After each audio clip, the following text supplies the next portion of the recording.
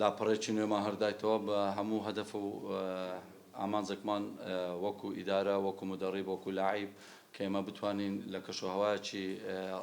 ڕاست و تەندروست بتوانین ئەنجامەکانی یانەی هەولێر بەرەو باشتر ببین. ئەو فترێک کە پاش یاری قاسم کە من دەستم لە کار کێشاوە تەنها ئەوە بوو کە بەڕاستی مەشاکلەکان هەن زۆر بوون، هەرویستمان چارەسەری بۆ بدۆزینەوە یان هەر نەبێت هەندێک لەو مەشاکلانە لێمان لە خۆمان دوور بخەینەوە. خۆشتان دەزانن وەکو مدەڕیب لەوانەیە هەموو شتێک ئیشی من نەبی، کاری من نەبیت، لەوانەیە من هەندێک غەڵەتشم کردبی کە میسالەن زیاد لە لزوم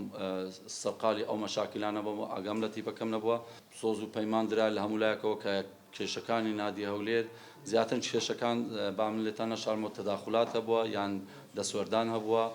لە دەرەوەی تیپەکە بۆ نادیەکە. بەس ئەوەی زۆر گرنگە ئێستا من یەک تکاو ڕزام هەیە، من ئەوڕۆ سەمبیرم یان هەر مدەڕی بەشکە لێر بیت بۆ ناوی نادی هەولێر بۆ شارەکەمان ئێمە پێویستمان بە کەشوهەوایەکی ئارام هەیە. لەو ڕۆژێک ئەو تیپە دروستکەیان کە سەرەتای مەوسم بووە بەڕاستی چەندەها جارێک کەش ڕاگەاندرا کە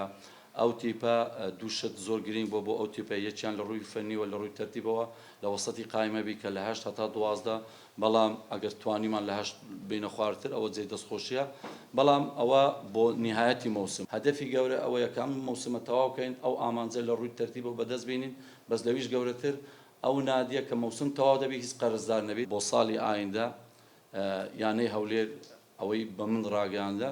نادی هەولێر دەکرێت بە قووەت بێتە ناو هەم لە بۆرسەی لاعیب هەم لە ئیستیقرار لە مدەڕیب لە ئیدارە ئەوجا هەرچێ مدەڕیب بیت، چونکە من وەکو خۆم شەخسیان تەنها گرێبەستەکەم تاکو نهایەتی مەوسمە